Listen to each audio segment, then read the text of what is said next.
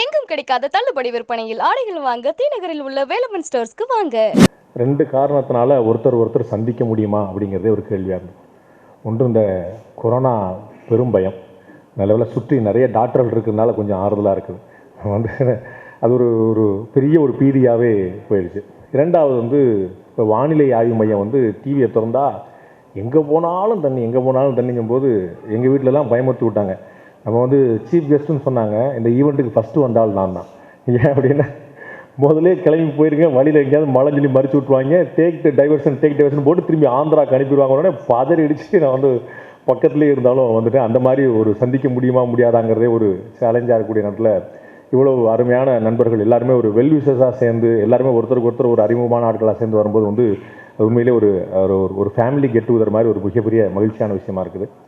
And இந்த my medical shop team மேலே எனக்கு இன்றைக்கி சாயந்தரத்துலேருந்தே எனக்கு ஒரு பெரிய நம்பிக்கை வந்துருச்சு. இந்த டீம் பெரிய அளவில் சக்ஸஸ் பண்ணுவாங்க அப்படின்னு. ஏன் அப்படின்னா இந்த ஆன்லைன் போர்ட்டலுக்கு எல்லாமே, ஆன்லைன் ஆப் செயலிக்கு எல்லாமே ஒரு பெரிய சேலஞ்ச் 11th ஹவரில் நீ எப்படி சமாளிக்கிற, கிரைசிஸை எப்படி சமாளிக்கிற, சேலஞ்சை எப்படி சமாளிக்கிற அப்படின்னா. ஸோ திடீர்னு 2 கெஸ்ட்டை மாற்றுறதுலேருந்து, திடீர்னு வேறு 2 கெஸ்ட்டை கொண்டு வரலேருந்து, அதுக்கு மேடம் ப்ரிப்பேர் பண்ணி வச்சு புரட்சி எழுச்சி மகிழ்ச்சினாங்க. எப்போ நம்ம சீஃப் கெஸ்ட்டுன்னு நமக்கே இப்போ தானே தெரியும், அது எப்படி இவ்வளோ ப்ரிப்பேர் பண்ணி வச்சாங்க அப்படின்னு. அந்த மாதிரி அப்போ பார்க்கும்போது நம்முடைய வெங்கடேஷாக இருக்கட்டும், மேமாக இருக்கட்டும், சரி 11th ஹவரில் எவ்வளோ பெரிய கிரைசிஸ்னாலும் சடக்குன்னு மேனேஜ் பண்ணி எதுவுமே தெரியாமல் அவ்வளோ கிளாஸாக பண்ணிடுறாங்க அப்படிங்கிறத பார்த்தா அப்போ கிரைசிஸ் மேனேஜ்மெண்ட்டில் இந்த டீம் நல்ல சக்ஸஸ் பண்ணும் அப்படிங்கிறது ரொம்ப தெரிஞ்சிருச்சு. அந்த தனசேகரன் சார் சொல்ல வேண்டியதே இல்லை. அவருடைய புலிக்கு பிறந்தது பூனையாகாது அப்படிங்கிற மாதிரி நம்ம ராஜராஜன் இருக்கார். கட்டாயமாக அடுத்து ஒரு ராஜராஜனுக்கு பிறகு ஒரு ராஜேந்திரன் வருவார். அது ராஜராஜ சோழன் போல, ராஜேந்திரன் போல இன்னும் நிறைய பெரிய விடுதலை கொண்டு வரணும் நம்ப முடியுது. நல்ல நேரத்தில் சில விஷயங்கள் நடக்கும்போது இறைவனுடைய ஆசீர்வாதம் எப்பயுமே இருக்கும் அப்படிம்பாங்க. நம்முடைய முயற்சிகள் சரியாக இருந்தால் கட்டாயமாக அதில் எந்த குறையுமே வராது. நம்ம மழை நிச்சயமாக இறைவனுடைய கொடை தான். அது ஒரு பெரு வெள்ளமாக மாறும்போது அது பெய்தும் கெடுக்க முடியும் மழையால், பெய்யாமலும் கெடுக்க முடியும் மழையால். அப்படிப்பட்ட விஷயம் அது.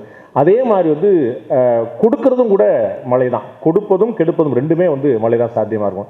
அப்படிப்பட்ட ஒரு மழை கூட இன்னைக்கு இந்த நிகழ்ச்சி நடக்கணுங்கிறக்கா கொஞ்சம் விட்டு கொடுத்துட்டு எல்லாம் ப்ரோக்ராமுக்கு போயிட்டு வாங்க, அப்புறமா பெஞ்சிக்கிறேன் அப்படின்னு சொல்லிட்டு அது கூட நைட்டுக்கு அப்புறம் தான் அதிகம் பெருஞ்சு பிரதர் கேட்டார், எப்போ பிரதர் மழை, நிகழ்ச்சி முடிஞ்ச அப்புறம் மழை ஆரம்பிச்சிடும் பிரதர் அப்படின்னு சொல்லிட்டு அந்த மாதிரி அது கூட ஒரு கேப் கொண்டு வந்துட்டுருக்கு. நான் நிறைய அப்சர்வ் பண்ணும்போது ஒரு குடும்பமாக ஒரு தொழிலை சேர்ந்து செய்யும் போது அது பெரிய அளவில் வெற்றியை தான் தந்திருக்கிறது அப்படிங்கிற நான் பார்த்தேன். நிறைய பார்ட்னர்ஷிப் ஃபேர்ம்ஸ் இருக்கும், நிறைய இன்வெஸ்ட்மெண்ட்ஸ் இருக்கும், நிறைய ஃப்ரெண்ட்ஸ் இருப்பாங்க, அவங்களாம் சேர்ந்து பண்ணுறதை விட அதிகமான வெற்றி வாய்ப்புகள் இந்த குடும்பமாக செய்யக்கூடியதை பார்க்குறோம். நீங்கள் ஒரு பெரிய உதாரணங்கள் எடுத்துக்கோங்களேன். நம்முடைய சரவணா பவன் பார்க்கணுங்க, நம்ம சரவணா ஸ்டோர்ஸ் பாருங்கள், இல்லை நம்முடைய தினத்தந்தி பாருங்கள். இந்த மாதிரி எந்த ஒரு குரூப்பாக இருந்தாலும் ஒரு ஃபேமிலியாக அவங்க ஒட்டுமொத்தமாக சேர்ந்து செய்யும்போது அது ஆட்டோமேட்டிக்காக ஒரு பெரிய வெற்றி நோக்கி நகருது. என்னென்ன இதை வெற்றி பெற்றே ஆக வேண்டும் அப்படிங்கிற அந்த பிடிப்பு அவங்களுக்கு இருக்கிற மாதிரி வேறு யாருக்குமே இருக்காது. நம்ம இன்னும் கொஞ்சம் பெருசாக யோசிப்போமே. நம்ம அம்பானி அப்படிங்கிற ஒரு ஃபேமிலியை பார்க்குறோம், அதானி அப்படிங்கிற ஒரு ஃபேமிலியை பார்க்குறோம். அவங்க ஒரு இண்டிவிஜுவலாக இல்லாமல் ஒரு பெரிய ஒரு ஃபேமிலியாக நிற்கிறாங்க. அவங்க ஒரு குடும்பம் தான் மாற்றி மாற்றி மாற்றி மாற்றி பார்க்குறாங்க. அப்போ டாப் 2 நல்லா இன்னும் யோசிச்சு பார்த்தீங்கன்னா தெரியும், டாப் 1 யார், டாப் 2 யாருன்னா திரும்பி திரும்பி அவங்களுக்குள்ளே நிற்பாங்க. அப்போ எப்படி முடியுதுன்னா கடுமையான போட்டிகள் இருக்குது, அண்ணன் தம்பிக்குள்ளே கடுமையான போட்டி இருக்குது. அப்போ வெற்றி ஒரு குடும்பமாக யோசிப்பவர்களுக்கு சுலபமாக வரும்னு பார்க்குறோம். அதே மாதிரி இந்த முயற்சியை அவங்க குடும்பமாக ஆரம்பிச்சிருக்கிறாங்க. அப்பா பிள்ளை அவங்க ஃபேமிலியில் எல்லாருமே வைக்கும்போது இது ஆட்டோமேட்டிக்காக அவங்களுக்கு ஒரு உண்மையான ஓனர்ஷிப், வெறும்னா நம்ம ஒரு ஷேர் ஹோல்டிங்கான ஓனர்ஷிப்பாக மட்டும் இல்லாமல் இந்த ப்ராடக்ட் சக்ஸஸ் ஆகணுங்கிற உண்மையான ஓனர்ஷிப் இருக்கும் அப்படிங்கிற நம்ம பார்க்குறோம். ப்ளஸ் இன்னொரு முக்கியமான விஷயம் பார்த்தீங்கன்னா, ஏதாவது ஒரு தொழில் செய்யும் போது திடீர்னு மாறி மாறி தொழில் செய்கிறதோட நமக்கு தெரிஞ்ச தொழில், நம்முடைய தொடர்புடைய தொழில் செய்யும் போது அது இன்னொரு பெரிய சக்ஸஸ் கொடுக்கணும்னு நினைக்கிறேன். நான் ஒரு 23 வருஷம் வேலை பார்த்துட்டே இருந்தேன், ஜேர்னலிஸ்டாக இருந்தேன், தினமலர் குரூப்பில் இருந்தேன், தினத்தந்தி குரூப்பில் இருந்தேன். இப்போ நான் ஒரு ஆண்டர்பிரனர் ஆகணும் அப்படின்னு ஆசைப்பட்ட போது நான் உடனே ஒரு பாத்திர கடை வைக்கல, உடனே ஒரு டெக்ஸ்டைல் ஷோரூம் வைக்கல, உடனே ஒரு ஹோட்டல் வைக்கல, இல்லை நேச்சுரல்ஸ் மாதிரியான கடைகள் வைக்கல. நமக்கு எது தெரியுமோ அது மட்டும் தான் சரின்னு நினச்சிட்டு நான் திருப்பி ஜேர்னலிசம் பக்கம் தான் போயிருந்தேன். அதனால் என்னால் ஹேண்டில் பண்ண முடிஞ்சு, சமாளிக்க முடிஞ்சு. ஏன், எது நமக்கு தெரியுமோ அந்த பக்கம் போகிறது. அதே மாதிரி இந்த மணக்குள விநாயகர் குரூப் ரொம்ப பிரில்லியண்டான ஒரு டிசிஷன் எடுத்துருக்காங்க. நம்ம இந்த மாதிரி மெடிக்கல் காலேஜ் வச்சிருக்கிறோம், இந்த பக்கம் நம்ம நாளிலேருந்து ஒரு ஹோட்டல் ஆரம்பிப்போம் அப்படிங்கிற மாதிரி வேறு விஷயங்கள்லாம் புதுசாக நம்ம ட்ரை பண்ணாமல் நம்ம ஓரியன்டாக என்ன இருக்க முடியும் அப்படிங்கிற பார்த்துட்டு இந்த அற்புதமான விஷயத்தை கொண்டு வந்துருக்காங்க. இதுவும் நிச்சயமாக அவங்களுக்கு ஒரு பெரிய சக்ஸஸ் கொடுக்கும் நம்ம நம்ப முடியும். இன்றைக்கி வந்து ஆன்லைனில் ஆப்ரேஷனே நடக்குது. ட்ரிபிள்எம்மாக இருக்கட்டும், காவிரியாக இருக்கட்டும், பெரிய பெரிய ஜாம்பவான்கள்லாம் இருக்கிறாங்க. நம்ம பார்க்குறோம் ஆன்லைன்லேயே ஆப்ரேஷனே பண்ணுறாங்க. அவங்கெல்லாம் ப்ரொசீஜர்னு சொல்லி சொல்லுவாங்க. தலைவர் வந்து காவிரி ஹாஸ்பிட்டல் இருக்கும்போது நான் தான் வந்து இந்த பக்கம் லைவ் பண்ணிக்கிட்டு இருந்தேன். என்னோட அவருக்கு ஒரு ப்ரொசீஜர் பண்ணியிருக்காங்க. இந்த ப்ரொசீஜருங்கிற வார்த்தையை நான் அப்போல முதல்ல கேட்டேன். ராத்திரி 2 மணிக்கு வந்து மேடம்க்கு ப்ரொசீஜர் பண்ணியிருக்காங்க. என்னங்க அந்த ப்ரொசீஜர் பண்ணி ஒன்றுமே சொல்ல மாட்டீங்கன்னு புதுசாக மெடிக்கலில் வார்த்தை கண்டுபிடிச்சே போவாங்க. அப்புறம் அந்த ப்ரொசீஜர் கேட்டு நாம் ஒரு 4-5 டாக்டர்ஸை பிடிச்சிட்டு வந்து இந்த மாதிரி ஒரு பெயின் இருந்துச்சு என்ன செய்வாங்க, இந்த மாதிரி என்ன ஆயிருக்குன்னு சொல்லிட்டு அப்புறம் தலைவருக்கு வந்து ஒன்றும் பிரச்சனை இல்லை, சமாளிச்சுவார், வெளியே வந்துடுவார், இந்த மாதிரி உடனே ஐடென்டிஃபை பண்ணிட்டாங்க சொன்ன மாதிரி முழுக்க நாம் வந்து அந்த ஹாஸ்பிட்டலுக்கே போகாத வெளியில் இருந்த 4 டாக்டரை வச்சு நாங்கள் ஆன்லைன்லேயே பண்ணிட்டோம். இப்போ ட்ரீட்மெண்ட்டே அந்த மாதிரி நடக்குது, ப்ரொசீஜர்ஸ் அந்த மாதிரி நடக்குது, இங்கே இருக்க முடியாது. அப்போ வந்து இந்த கொரோனா வந்து இந்த மருத்துவத்துறைக்கான ஒரு மிகப்பெரிய வரப்பிரசாதமாக மாறி இருக்கு பார்க்குறோம். நிறைய புது விஷயங்களை, சாத்தியப்படாத விஷயங்களை சாத்தியமாகக்கூடிய முயற்சி வந்திருக்கு. நம்ம எல்லாமே ஆன்லைன், எல்லாமே டிஜிட்டல், நம்ம படிப்பு டிஜிட்டலில் இருக்குது. நீங்கள் பார்த்துக்கோங்களேன், 2 வருஷமாக யாருமே ஸ்கூல் போகல. நானும் கோபிநாத் பிரதரும் நாங்கள் வேண்டிகிட்டே தான். நம்ம படிக்கும்போது இந்த கொரோனா வராமல் போச்சப்பா, 2 வருஷம் அடைக்கி போட்டாங்க, எல்லாம் முடிச்சதுக்கப்புறம் இப்போ போட்டாங்க, நம்ம பிள்ளைகள் முன்னாடி யாரும் வெளியே போக மாட்டாங்க, நம்மளால வெளியே போக முடியல அப்படின்னு. அந்த மாதிரி வந்து ஒரு நிறைய சாபங்களில் சில வரம் அப்படின்னு சொல்கிற மாதிரி ஒரு பெரிய சேலஞ்சாக வந்து நிற்கிது. அதில் வந்து இந்த மெடிக்கல் இண்டஸ்ட்ரிக்கு வந்து ரொம்ப பெரிய ஒரு முக்கியமான ஒரு பெரிய திருப்பணியாக இருக்குது. நிறைய இன்வென்ஷன், நிறைய இன்னோவேஷன், நிறைய புது விஷயங்களை முயற்சி பண்ணி பார்க்க முடியுது. சுலபமாக எப்படி சில விஷயங்களை செய்ய முடியும்னு பார்க்க முடியும். அப்படிங்கும்போது நிச்சயமாக கேரண்டியாக இந்த ஆன்லைனில் செய்யக்கூடிய இந்த செயலியாக இருக்கக்கூடிய இந்த ஆப் வந்து ரொம்ப நிச்சயமாக ஒரு பெரிய ஒரு ஓப்பனிங்கை கொடுக்கும். தமிழ்நாட்டை பொறுத்தவரைக்கும் இது 2வது ஆப் அப்படின்னு சொல்கிறாங்க. அவங்க நல்ல மார்க்கெட் ஸ்டடி ரொம்ப தெளிவாக பண்ணியிருக்காங்க, ரொம்ப தெளிவாக வருது. கட்டாயமாக அது வந்து ஒரு பெரிய விஷயத்துக்கு வந்து அது எஸ்பெஷலி இந்த கொரோனாவில் வந்து பார்த்தீங்கன்னா எங்கள் வீட்டில் மட்டுமே ஒரு 10 தடவையாக டெஸ்ட் பண்ணியிருப்போம். சும்மானாத்துக்கு ஒரு டெஸ்ட், சும்மா ஒரு காய்ச்சல், இருமல், சளி சொல்ல உடனே பீதி ஆயிடுது. நமக்கு வந்து ஏதாவது ஒன்று சரி பரவாயில்ல ஒன்றும் இருக்காது, விட முடியுதா, நமக்கு எல்லாம் டாக்டர் இருக்காங்க, நரேந்திர மோடியில் எல்லாம் இருக்காங்க. 3 நாள் வரைக்கும் நீங்கள் விட்டுட்டீங்கன்னா பெரிய சிக்கலாயிரும், முத நாளே வந்துருங்க, பக்கத்தில் ஏதாவது ஒரு ஹாஸ்பிட்டல் தான் உங்களுக்கு காசு கொடுத்துருங்க அப்படின்னு சொல்லிட்டே இருக்கிறாங்க. நமக்கு அந்த பீதியிலேயே வந்து நம்ம வந்து எதுக்கு நம்ம ஒரு டெஸ்ட் பண்ணால் நிறைய சந்தர்ப்பங்களில் நாங்கள் வந்து வீட்டில் தான் டெஸ்ட் பண்ணோம், வீட்டுக்கு வர வச்சு தான் டெஸ்ட் பண்ணோம். இதான் நிறைய, ஏன்னா வெளியே போகிறது வந்து டெஸ்ட் எப்படி பண்ணோம், வீட்டில் கதவெல்லாம் பூட்டி பக்கத்து வீட்டுக்காரர் தெரிஞ்சிருக்கல டெஸ்ட் பண்ணுறாரு. ஃபஸ்ட்டு பேண்டமிக் ரொம்ப பீக்கில் இருந்தபோது அவங்களே வந்து நிலாவில் இறங்குற மாதிரி தான் வருவாங்க. அந்த ஃபுல்லாக பேக்கெல்லாம் பண்ணிட்டு கம்ப்ளீட்டாக மூடி வச்சுட்டு வந்துடுவாங்க. நம்ம திரும்ப அங்கெல்லாம் மாற்றாதீங்க, வீட்டுக்குள்ளே வந்து ட்ரெஸ்ஸை மாற்றிக்க அப்படியே யாராவது பார்த்துட்டா பாண்டியவர் 2 நாள் வெளியே வரல, ஏதாவது பிரச்சனையாக இருக்குமோ கொரோனாவாக அந்த மாதிரி. அதுவும் கவர்மெண்ட் வேறு அப்போ என்ன செய்யணும்னு தெரியலையா, நம்ம நெத்தியை தவிர மற்ற எல்லா இடத்துலையும் ஆணி அடித்து பண்ணிட்டு இருந்தாங்க. எல்லா இடத்துலையும் அடிச்சு இந்த பக்கம் போகக்கூடாது, அந்த பக்கம் படக்குன்னு ஒரு வீட்டில் பாத்ரூம்லேயே லாக் பண்ணிட்டாங்க. யாரும் வந்து பெட்ரூம்லேருந்து பாத்ரூம் போகக்கூடாது அப்படின்ட்டு போகிற இடம் பூரா தகராடிச்சுட்டே போட்டாங்க. அந்த மாதிரி ஒரு பீதி இருந்தபோது இந்த ஆன்லைன் சர்வீஸ் தான் மிகப்பெரிய அளவில் இருந்துச்சு. நான் பிரதமர் நரேந்திர மோடி அவருடைய ஸ்பீச்சை வந்து டிரான்ஸ்லேட் பண்ணுறதுக்காக பாண்டிச்சேரி போக வேண்டியிருந்துச்சு. 11th ஹவரில் தான் சொன்னாங்க இந்த மாதிரி நீங்கள் டிரான்ஸ்லேட் பண்ணுங்க அப்படின்னாங்க. டிரான்ஸ்லேட் பண்ணுறேன், சரிங்க நான் வந்துருன்னு சொல்லிட்டேன். வரும்போது ஒரு கொரோனா நெகட்டிவ் டெஸ்ட் வாங்கிட்டு வந்துருக்கு அப்படின்னா, ஏங்க கொரோனா டெஸ்ட் பண்ணால் தானே நெகட்டிவாக பாசிட்டிவாக தெரியும், நீங்கள் வரும்போது நெகட்டிவ் டெஸ்ட் வந்துருந்தா அதுக்கப்புறம் நான் இங்கேருந்து ராத்திரியாக கிளம்பி அதுக்கு முன்னாடி நீங்கள் டெஸ்ட் பண்ணிட்டு அவங்கள்ட்ட வேறு கேட்டுட்டு நீங்கள் வரும்போதே தயவுசெய்து வந்து நீங்கள் எனக்கு ஆன்லைனில் அனுப்பிடுங்க அப்படின்னு சொல்லிட்டு. ஸோ வந்து இங்கே பிஸ்னஸில் ஒரு நல்ல ஆப்பர்ச்சுனிட்டி என்னென்னா, நம்ம வந்து வீடு தேடி வந்து டெஸ்ட் கொடுக்கப்படும் அப்படிங்கிறது மட்டும் இல்லாமல் வீடு தேடி வந்து சர்டிஃபிகேட்டும் கொடுக்கப்படும் அப்படிங்கிறது, வீடு தேடி நெகட்டிவ் சர்டிஃபிகேட் சேர்த்து எக்ஸ்ட்ரா காசு கிடைக்கும் போல, வரும்போதே நெகட்டிவ் சர்டிஃபிகேட் வந்துட்டு அந்த மாதிரி வந்து ஒரு இது ஆன்லைனில் எல்லாமே உடனே அப்படின்னு அவசரம், எல்லாமே இம்மிடியட்டாக நடக்கணும். நமக்கு வந்து அது எவ்வளோ பெரிய நோயாக இருந்தாலும் எவ்வளோ பெரிய பிரச்சனையாக இருந்தாலும் அடுத்த அரை மணி நேரத்தில் ஒரு படத்தில் வந்து விவேக் சொல்கிற மாதிரி ஒரே மாத்திரை எல்லா பிரச்சனையும் தீர்ந்து போயிடும், அவ்வளோதான். நான் வந்து எல்லா தப்பும் பண்ணி வச்சிருப்பேன், உடம்ப பாலாக்கி வச்சிருப்பேன், கெடுத்து வச்சிருப்பேன், அதெல்லாம் மறந்து கிடையாது. எனக்கு வந்து நான் ஒரே மாத்திரை சாப்பிடணும், அது அரை மணி நேரத்தில் சரியாயிடணும், திரும்ப அந்த அடுத்த முறை அந்த தப்பை பண்ண கிளம்பிடணும், அப்படி சாயந்தரம் பார்ட்டி இருக்கணும் கிளம்பிடணும். அந்த மாதிரி வந்து நினைக்கிறேன். எல்லாமே அப்படி போகும்போது இந்த ஆன்லைன் வந்து ரொம்ப ஒரு எசென்சியலான விஷயமா இருக்குது. உடனே தீர்வு கிடைக்கக்கூடியதாக இருக்குது. 3 முக்கியமான விஷயங்களை அவங்க கையில் எடுத்துருக்காங்க. ஒன்று மருத்துவ ஆலோசனை, இன்னொன்று மருந்துகள் டெலிவரி, 3வது டெஸ்ட் பண்ணுறது. இந்த மருத்துவ ஆலோசனையில் வந்து ரொம்ப முக்கியமான விஷயமா இருக்குது, ரொம்ப எசென்சியலான விஷயமா இருக்குது. டாக்டர்கள் எல்லாருக்குமே தெரியும், டாக்டருக்கு படித்தவங்களை தவிர மற்ற எல்லாருமே டாக்டராக இருக்காங்க நம்ம ஊரில். அவன் வந்து எல்லாரும் அட்வைஸ் பண்ணுறான், கூச்சப்படாமல் அட்வைஸ் பண்ணுறான். இன்னும் வந்து பார்த்தீங்கன்னா நிறைய நண்பர்கள் குழுவில் நீ வந்து உனக்கு காய்ச்சல் இருக்குது, நீ பிராண்டி போகாத விஸ்கி போன்றான். என்னடா இந்த டாக்டர் சொன்னார், உனக்கு இதுக்கெல்லாம் மருந்து குடிச்சிருக்காங்க. நீ ரொம்ப கோல்டு இருக்குது, இன்னைக்கு பீர் குடிக்காது. என்ன டாக்டர், அப்புறம் பீர் குடிச்சா பரவாயில்ல, நீ வந்து உடனே ஹாட் வாட்டர் சாப்பிட சரியா போடும். என்ன ட்ரீட்மெண்ட் அப்படின்னு சொல்லிட்டு அரள வைக்கிறாங்க. முழுக்க ஆளாளுக்கு அட்வைஸ், யாருமே இல்லை. நம்ம வந்து பாட்டி வைத்தியம்லாம் நின்று போச்சு, நாட்டு வைத்தியம்லாம் நின்று போச்சு, ஆளாளுக்கு வைத்தியம். எனக்கு தெரிஞ்ச ஒரு டாக்டர் இருக்காரு, எனக்கு தெரிஞ்ச டாக்டர், ஆளாளுக்கு கிளம்ப மாட்டாங்க. அப்போ இந்த இடத்துல வந்து ஒரு ஆத்தென்டிகேட்டடான உண்மையான தெரிஞ்ச டாக்டர்கள்ட்ட போகிறது ஒரு ப்ராசஸாக நினைக்கக்கூடியவங்கள்ட்ட ஆன்லைனில் ஒரு கன்சல்ட் பண்ணுறதுக்கு வந்து ரொம்ப எசென்சியலான விஷயமா இருக்குது. அது கட்டாயம் தேவைப்படக்கூடிய விஷயமா இருக்குது.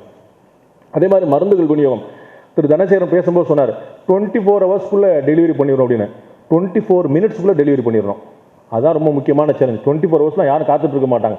படப்படன்னு கொடுத்துரும். ஏன்னா நம்ம ஆள் வந்து என்ன தெரியும், டாக்டருக்குலாம் ரொம்ப தெரியும், நம்ம ஆள் வந்து எமர்ஜென்சி சுச்சுவேஷனுக்கு வந்த பிறகு தான் வெளியாள்கிட்ட போகலாம்னே நினைப்பான். அது வரைக்கும் நான் வீட்டிலே பார்த்துறேன், எனக்கு ஒன்றும் இல்லை, நான்லாம் கிழங்கு மாதிரி இருக்கேன், நல்லா கட்டை என்ன வைரம் பாஞ்ச கட்டை, நல்லா இருப்பேன்னு சொல்லிட்டு இருப்பான்.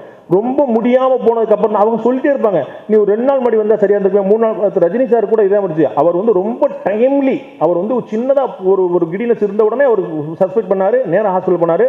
டாக்டர்ஸ் பார்க்குறாங்க, அந்த ஏஜ் இந்த சிம்டம்ஸ் உடனே டெஸ்ட் பண்ணுறாங்க, நல்லபடியாக பத்திரமா வீட்டுக்கு அனுப்பிட்டாங்க. ஸோ அந்த டைமிங் ரொம்ப எசென்சியலாக இருந்தது. ரொம்ப குயிக்காக வந்தார், ரொம்ப குயிக்காக அவரை செக் பண்ணாங்க, ரொம்ப குயிக்காக ட்ரீட் பண்ணாங்க, நல்லபடியாக போயிடுச்சு. இல்லைன்னா அது எப்படினாலும் கம்ப்ளீட். அப்போ நம்ம மக்களுக்கு அப்படி ஒரு பழக்கமே கிடையாது. நம்ம மக்கள் நல்லா இழுத்தடிச்சு பிடிச்சி நானே பார்த்துக்கிறேன், எனக்கு சரியாக போயிடும், 2 நாளில் சரியாக போயிடும், அந்த மருந்து சாப்பிட்டா சரியாக போயிடும், இவனே ஒரு மெடிக்கேஷன் பண்ணிவிடுவான்.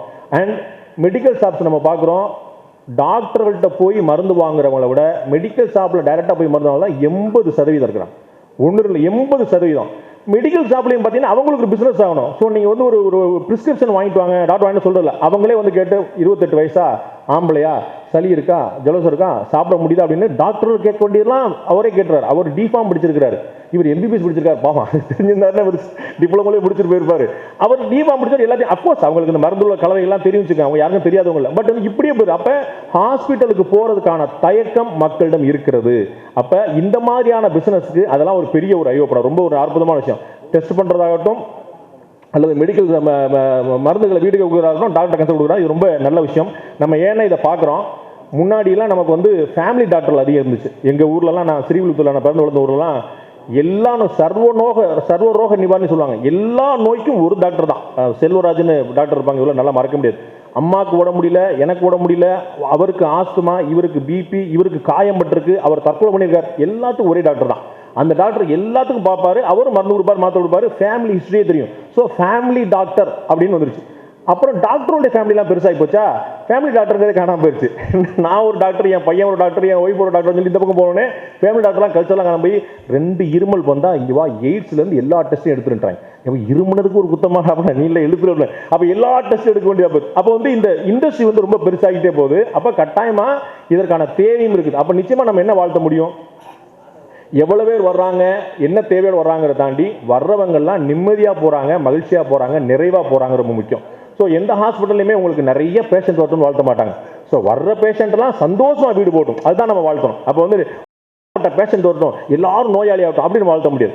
எத்தனை பேர் வந்தாலும் மனநிறைவோடு வெளியே போட்டும், நல்ல வேலைப்பா நீங்கள். ஏன் இந்த ஃபீல்டு அப்படிப்பட்டது, உலகத்தில் வேற எந்த ஒரு ஃபீல்டுக்கும் நன்றியோட இருக்க மாட்டாங்க, தேங்க்ஃபுல்லாக இருக்க மாட்டாங்க, காசு கொடுக்குறே முடியும் போயிடுவாங்க. இந்த மெடிக்கல் ஃபீல்டுக்கு ஒன்று தான் தெய்வம் மாதிரி டாக்டர்பாங்க. அது வந்து அவங்கள வந்து கடவுளாகவே பார்ப்பாங்க. ஏன்னா அவங்களுடைய ப்ரிஸ்கிரிப்ஷனோ, அவங்களுடைய மருந்துகளோ, மாத்திரைகளோ, கவனிக்கிறதோ, அன்போ, அக்கறை ஏதாவது ஒன்றில் குளறுபடிச்சுன்னா அது ஒரு லைஃபே சேலஞ்ச் பண்ணிடும்.